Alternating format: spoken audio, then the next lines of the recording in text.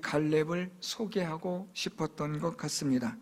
우리가 지난 시간에 그 이유를 살펴보면 갈렙은 하나님에게 충성하였기 때문에 세상 사람들이, 가나안 사람들이 갈렙을 두려워하였다라는 것을 보았습니다.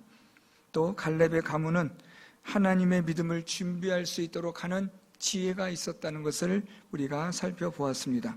그래서 갈렙 가문에서 이스라엘의 첫 사사가 나타나서 이스라엘을 구원하는 믿음의 사람이 준비되어졌던 것을 보았습니다.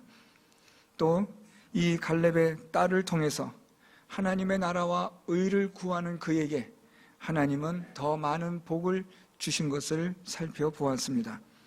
왜 갈렙의 가문을 여호수아가 2번이나 이렇게 반복하여 그의 가문을 소개하고 있는가에 대한 의도를 우리는 잘 알 수 있을 것 같습니다. 이제 오늘 본문 말씀은 요셉 자손들이 그들이 하나님으로부터 또 여호수아로부터 받았던 그 기업에 대하여 불평하는 말씀이 기록되고 있습니다. 이 요셉 자손은 므낫세 자손의 뒤를 이어서 이제 이스라엘에 있어서 어떻게 보면 유다 자손 다음에 가는 명실상부한 또 하나의 명문 가문이고 또한 지파입니다. 이 요셉 자손은 이미 말씀드렸던 것처럼 에브라임과 므낫세 두 아들이 큰 지파를 이루게 되어서 이스라엘에 있어서는 막강한 힘을 가지고 있었다고 볼 수 있습니다. 유다 자손이 이스라엘의 영적인 중심의 역할을 했다고 한다면 이 요셉 자손은 이스라엘에 있어서 경제적, 군사적 그런 모든 일에 중심 역할을 했다고 해도 과언이 아닙니다. 우리가 이 이스라엘의 역사를 보면 남유다와 북이스라엘이 나누어지게 될 때 북이스라엘이 아주 강해질 때 그때 가장 강력했던 그 자손들이 바로 요셉 자손이었던 에브라임과 므낫세 자손이었습니다.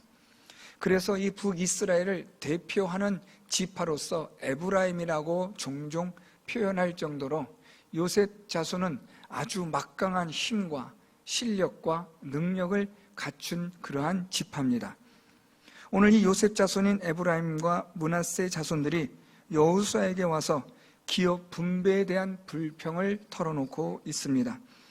오늘 14절에 보면 요셉 자손이 여호수아에게 말하여 이르되 여호와께서 지금까지 내게 복을 주심으로 내가 큰 민족이 되었거늘 당신이 나의 기업을 위하여 한 제비 한 분깃으로만 내게 주심은 어찌함이니까 라고 그렇게 불평합니다. 요셉 자손의 말은 틀린 것은 아니지만 한 제비 한 분깃으로 주었다 할지라도 사실 이 요셉 자손, 그러니까 에브라임과 므낫세 자손은 요단강 동편과 그리고 요단강을 건넌 요단강 서쪽에 이르기까지 다른 지파보다도 훨씬 더 많은 땅을 기업으로 분배받은 자손입니다. 이렇게 다른 지파보다도 많이 분배를 받았음에도 불구하고 요셉 자손은 오늘 여호수아에게 이 땅이, 이 기업이 우리에겐 적다, 작다라고 그렇게 불평을 하는 겁니다. 오늘 이 요셉 자손의 이러한 불평은 여기에서만 그치지 않습니다. 여호수아에게 하는 이 불평은 사실 더 나아가면 하나님에게 하는 불평이 되기도 합니다. 왜냐하면 가나안 땅의 기업 분배는 철저히 제비를 뽑아 기업을 분배하였기 때문입니다. 제비를 뽑았다라는 것은 하나님께서 그 땅을 나누어 주셨다라는 말씀입니다. 따라서 오늘 요셉 자손의 불평은 하나님이 나누어 주신 기업에 대한 불평이라고도 볼 수 있습니다. 여호수아에게 이런 말을 하고 있지만 내심으로는 왜 하나님이 우리에게 이렇게 큰 민족을 이루게 해주셨다면 여기에 걸맞는 땅도 주셔야 하는데 왜 그렇지 않은가 하는 것에 대한 불평과 불만이 엿보이고 있는 겁니다. 오늘 이 요셉 자손의 불평과 불만에 대해서 우린 나름 일리가 있는 것처럼 보이지만 그런데 오늘 이 본문 전반적인 분위기를 보면 요셉 자손이 갖는 불평과 불만은 옳지 않다는 것을 알 수 있습니다. 무엇보다도 요셉 자손이 행한 이 불평과 이 불만이 옳지 않은 것은 이들이 하나님의 은혜를 은혜로 여기지 않았다는 데 있습니다. 요셉 자손들이 이 에브라임과 므낫세 지파가 하나님으로부터 받았던 이 기업은 사실 그들이 마땅히 받아야만 할 기업은 아닙니다. 하나님이 적게 주시면 적게 주시는 대로 받고 감사해야만 하는 것이 마땅한 일입니다. 그런데 오늘 이 요셉 자손이 이렇게 불평하는 것은 하나님의 은혜를 은혜로 여기지 않았기 때문입니다. 마치 하나님의 은혜를 내가 당연히 가져야 할, 취하여야 할 권리인 것처럼 착각을 하고 나니까 이것이 하나님의 은혜가 은혜로 되질 않게 되고, 그러다 보니까 불평과 불만이 생기게 되는 겁니다. 사랑하는 성도 여러분, 우리에게 왜 감사가 없을까? 하나님 주신 은혜에 왜 감사하지 않고 기뻐하지 않을까? 왜 불평과 불만이 늘 항상 있을까?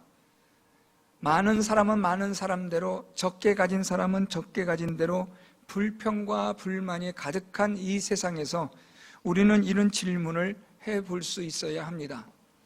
우리가 하나님 앞에 불평하고 불만을 갖는 것은 다름 아니라 하나님의 은혜를 은혜로 여기지 않았기 때문입니다.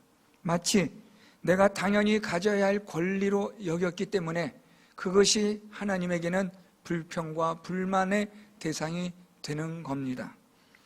우리는 하나님으로부터 어떤 무언가를 당연히 받아야만 할 권리가 없습니다. 우리는 사실 아무것도 없는 존재들입니다. 이 세상에 태어나는 순간부터 이 세상을 떠나는 순간까지 우리에게는 아무것도 존재하지 않고 우리에겐 주어진 것도 없습니다. 하나님이 주셔야만 주시는 것이고 하나님께서 허락하셔야만 가질 수 있는 것입니다. 그렇기 때문에 우리는 늘 항상 기억해야 되는 것은 하나님의 은혜를 은혜로 여길 줄 알아야 하는 것입니다. 우리에게 있는 건강이 당연한 것처럼 권리처럼 생각해서는 안 됩니다. 이 건강을 하나님의 은혜로 하나님이 주신 것이기 때문입니다. 우리가 똑똑해서 대단해서 무언가 특별해서 건강하다는 게 아니라는 말입니다. 우리에게 하나님이 많고 적음의 재산을 주신 것에 대해서 우리는 하나님께 감사해야 하지 불평과 불만의 원인이 되어서는 안 된다는 말입니다. 우린 그 어떤 것도 하나님에게 따질 것도 없고 항변할 것도 없는 그런 존재들이라는 것을 기억하셔야 합니다. 하나님의 은혜를 은혜로 여기는 것은 나 같은 자에게 하나님께서 감당할 수 없는 이러한 것들을 주셨다라는 마음을 갖는 데서부터 시작되는 겁니다. 나는 아무 자격도 없는데 하나님께서 내게 이런 자격을 허락하시고 이런 은혜를 주셨구나 하는 것에서부터 우리는 하나님께 감사할 수 있는 겁니다. 오늘 이 요셉 자손은 당연히 받아야 될 권리로 여기니까 하나님께 감사할 수가 없었던 겁니다. 이거 당연한 건데, 이거 당연히 주어야 되는 건데 왜 이렇게 안 줍니까? 우린 이렇게 큰 민족인데 왜 이렇게 합당한 대우를 해주지 않습니까? 하는 것이 요셉 자손의 불평이었고 불만이었는데, 그렇다면 이 요셉 자손을 이렇게 큰 민족으로 만들어 주신 분은 누구입니까? 하나님이셨습니다. 하나님께서 만들어 주셨고 큰 민족이 되게 하여 주셨기 때문에 크든 적든 많든 적든 간에 하나님이 주신 것에 감사할 줄 아는 것이 은혜를 은혜로 알 줄 아는 자의 모습인데, 오늘 요셉 자손은 그렇지 않았다는 겁니다. 마치 자기들이 잘된 것이 자기들의 능력인 것처럼 오늘 말씀에는 여호와께서 복을 주셨다라고 입술 번지름하게 말하고 있지만 사실 그들은 그렇게 생각지 않은 것 같습니다. 왜 우리에게 걸맞는 대우를 하지 않는가에 대하여 요셉 자손들은 불평하고 있는 겁니다. 우리는 하나님 앞에서 어떤 것도 권리를 요구할 수 없는 무자격자임을 기억하셔야 합니다. 아무것도 하나님 앞에 요구할 수도 없고 주장할 수도 없고 항변할 수 없는, 어떻게 보면 먼지와 같은 그저 별볼 일 없는 피조물에 불과하다는 것을 늘 기억하셔야 합니다. 주시면 주시는 대로, 주지 않으시면 않으시는 대로 거기에 감사할 줄 아는 것이 우리의 바른 자세인 것입니다. 따라서 하나님에게 어떤 대우를 받을 것을 기대해서도 안 됩니다. 사람들에게 어떤 무언가를 받기 위한 그런 기대, 소망 가질 필요도 없습니다. 우리가 하나님 앞에 가져야 될 자세는 우리는 무익한 종입니다 라는 것입니다. 하나님께서 주지 않으시면 얻을 수 없고 허락지 않으시면 가질 수 없는 존재라는 것을 깨달을 때 하나님의 은혜가 은혜로 여겨지는 겁니다. 그럴 때에 우리의 불평과 불만은 사라지고 하나님께 감사하는 자가 되어지는 줄 믿습니다. 오늘 요셉 자손의 이런 불평과 불만에 대해서 여호수아가 여기에 대한 명쾌한 답을 내려주고 있습니다. 저는 이 말씀을 준비하면서 참 여호수아는 대단하다. 비록 모세의 뒷모습에 가려져 있는 사람이지만 왜 하나님께서 여호수아를 모세의 뒤를 이어서 이스라엘 백성들을 맡기셨는지를 충분히 이해하게 하는 또 하나의 본문이 오늘 우리가 읽고 다루는 본문입니다. 여호수아는 불평과 불만으로 가득 찬 이 요셉 자손에게 오늘 우리가 읽은 말씀을 통해서 15절 말씀과 그리고 그 다음 말씀을 통해서 말하기를 개척하라고 그렇게 말하고 있습니다. 15절 말씀에서 이 여호수아는 요셉 자손에게 개척하라고 그렇게 말하고 18절에서도 다시 개척하라라고 그렇게 말합니다. 개척하다라는 이 히브리어는 확보하다, 차지하다라는 뜻으로 요셉 자손에게 이 여호수아가 한 말은 너희가 가서 차지하라라는 뜻입니다. 자, 그런데 오늘 이 여호수아가 요셉 자손에게 차지하라고 말하는데 그 말씀을 좀 자세히 살펴볼 필요가 있습니다. 15절에 여호수아가 그들에게 이르되 네가 큰 민족이 되므로 에브라임 산지가 네게 너무 좁을진데 브리스 족속과 르바임 족속의 땅 삼림에 올라가서 스스로 개척하라 그렇게 말합니다. 오늘 여기서 여호수아가 요셉 자손에게 이런 말합니다. 네가 큰 민족이 되므로 라고 말합니다. 이것은 여호수아가 그렇게 혼자 생각해낸 말이 아닙니다. 이것은 요셉 자손이 스스로 한 말입니다. 14절 말씀 다시 보시면 요셉 자손이 여호수아에게 말하여 이르되 여호와께서 지금까지 내게 복을 주심으로 내가 큰 민족이 되었거늘 이라는 겁니다. 오늘 이 여호수아는 요셉 자손의 말을 그대로 인용합니다. 왜냐하면 오늘 요셉 자손의 불평과 불만이 바로 여기에 있기 때문입니다. 요셉 자손의 불평과 불만은 우리는 큰 민족인데 왜 이렇게 적은 땅을 주었습니까? 라는 불평과 불만이었고 여호수아는 그 불평과 불만에 대해서 답을 주는 겁니다. 그래서 15절에 네가 큰 민족이 되므로 라고 말하는 겁니다. 너희 말처럼 네가 큰 민족이니까 그래 에브라임 산지가 내게 너무 좁다면 브리스 족속과 르바임 족속의 땅 삼림에 올라가서 스스로 개척하라고 그렇게 여호수아가 말해줍니다. 오늘 여호수아가 여기서 스스로 개척하라는 말은 두 가지 의미가 있습니다. 하나는 스스로 증명하라는 말입니다. 오늘 이 여호수아가 스스로 개척하라라는 이 말을 바꿔 말하면 너희가 큰 민족이라는 것을 스스로 증명하라는 말이 되고 있는 겁니다. 오늘 여호수아는 이 요셉 자손들에게 너희가 큰 민족이라면 너희가 큰 민족이라는 것을 그것을 증명해 보이라는 겁니다. 입으로만 큰 민족이라고 말하지 말고 너희가 이 큰 민족으로서의 권리를 달라 그렇게 말하지 말고 너희가 큰 민족이라는 것을 보여주라는 겁니다. 큰 민족이라면 큰 민족답게 힘을 다하여 싸워서 확보하여 차지하여 큰 민족이라는 것을 증명해 주라는 것이 오늘 여호수아의 말입니다. 오늘 그래서 여호수아는 스스로 증명하라. 무엇을요? 너희들이 큰 민족이라는 것을 너희가 증명하라는 말을 하고 있는 겁니다. 그래서 이 스스로 개척하라라는 말은 너희가 큰 민족이냐? 그렇다면 거기에 합당한 열심을 내서 땅을 차지하라는 것입니다. 오늘 이 여호수아 이 말씀의 이 말의 의미는 아주 중요합니다. 스스로 개척하라, 스스로 차지해라라는 말을 조금 바꿔 말하면 힘을 내어 차지하라는 겁니다. 열심을 내어 차지하라, 확보하라는 겁니다. 하나님이 너에게 주신 땅이 있는데 그 땅 외에도 너희들이 원한다면 얼마든지 힘을 내서 차지하면 된다라는 겁니다. 다른 민족들은 그것을 엄두조차 내지 못할지라도 너희들은 얼마든지 할 수 있는 민족이니까 그렇게 하라는 겁니다. 힘을 내라는 거죠. 열심을 내서 차지하라는 겁니다. 그냥 아주 편하게 누워서 떡 먹듯이 기다리지 말고 힘을 내라는 겁니다. 열심을 내라는 겁니다. 하나님의 기업은 열심을 내어서 차지하는 것이지 누가 갖다 주는 것이 아니라는 것을 오늘 여호수아는 말해주고 있는 겁니다. 사랑하는 성도 여러분, 우리가 하나님에게 받은 기업이 있습니다. 여러분들이 다니시는 직장도 있을 것이고 또는 가게가 있을 것이고 또 여러 가지 삶의 터전이 있을 것입니다. 그것은 하나님께서 여러분에게 허락하신 기업입니다. 그렇기 때문에 하나님 주신 그것에 대해서 열심을 다해서 힘을 내서 충성하셔야 합니다. 오늘 이 여호수아가 말한 것처럼 스스로 개척하라는 이 말의 의미는 열심을 내라는 겁니다. 내게 주어진 일에, 맡겨진 일에 최선을 다하라는 겁니다.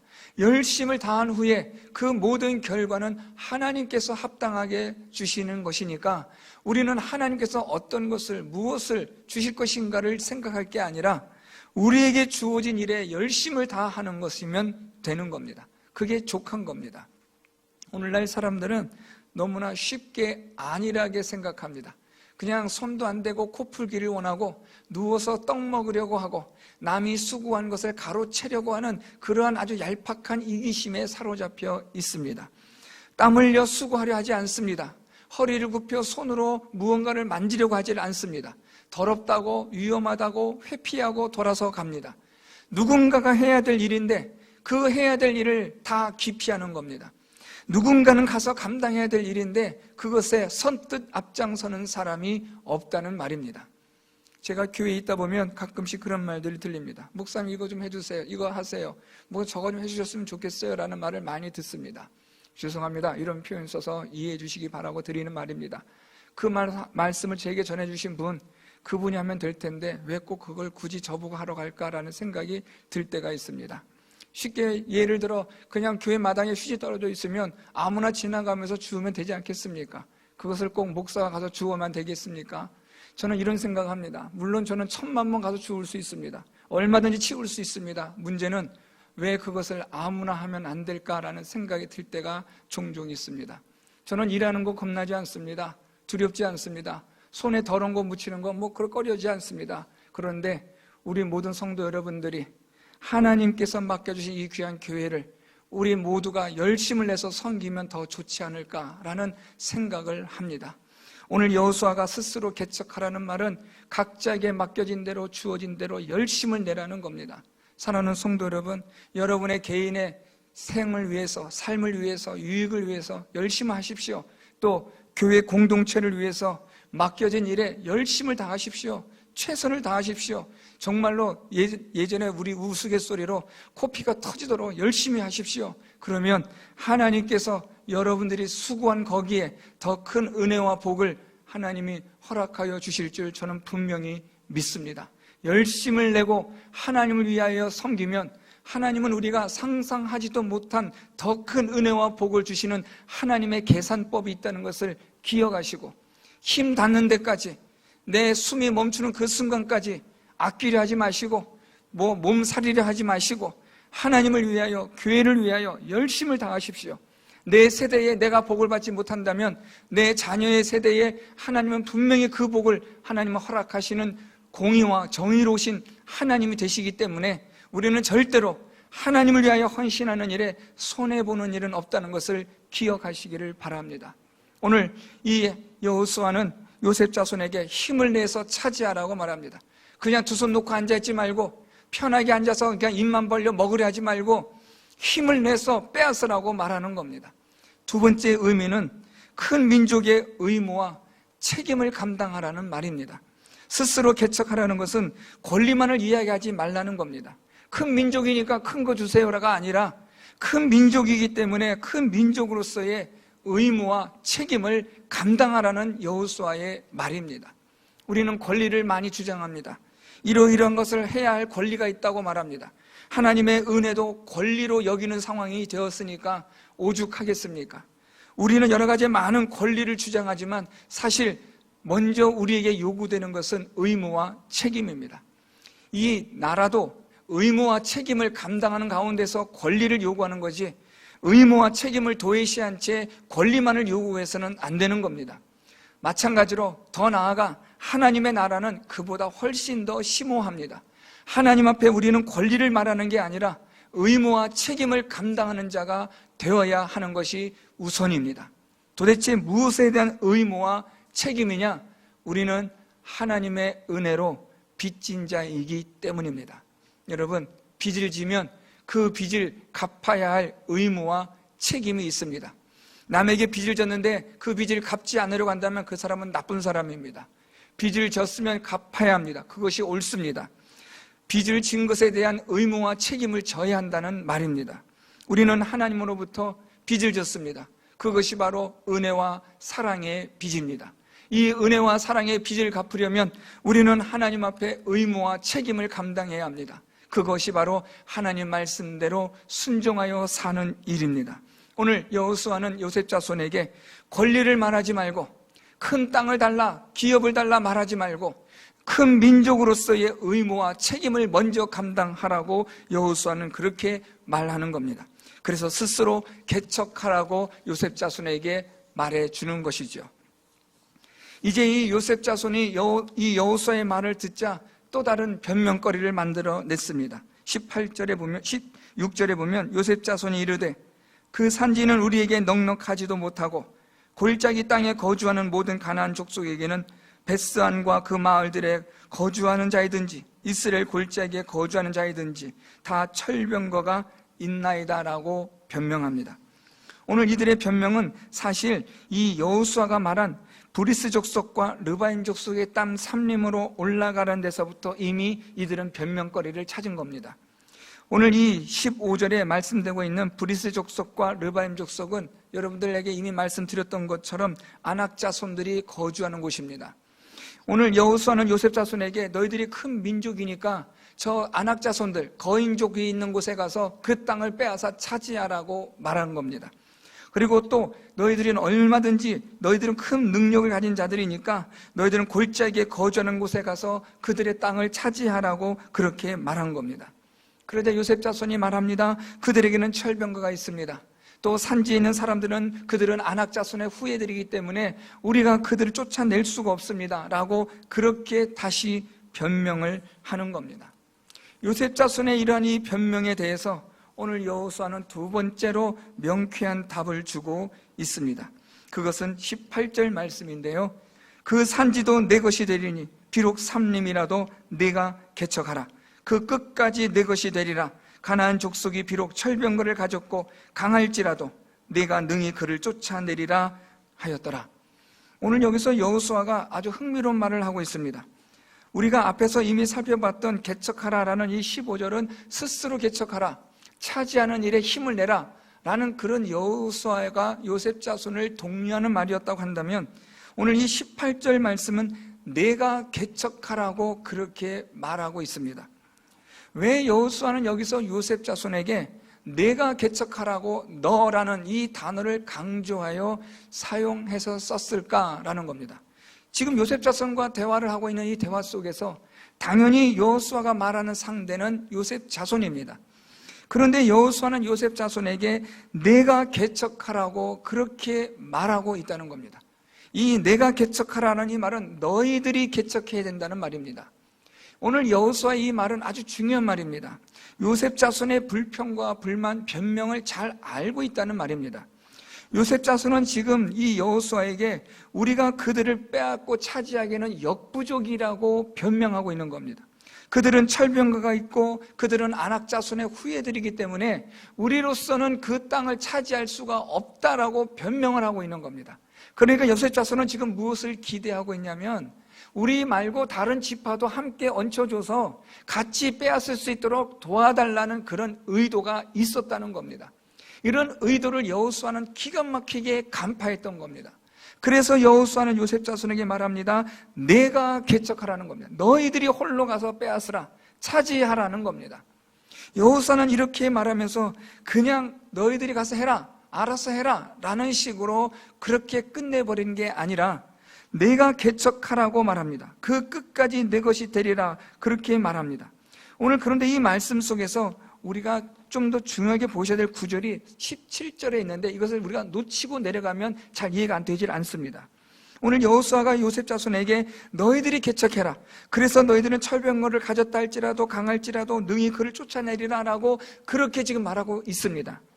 우리가 18절 말씀만 보면 여호수아가 요셉 자손을 좀 더 과대평가하는 것 같고 축켜 세우는 것 같고 그래서 좀 더 힘을 내라고 말하는 독려하는 것 같이 보입니다.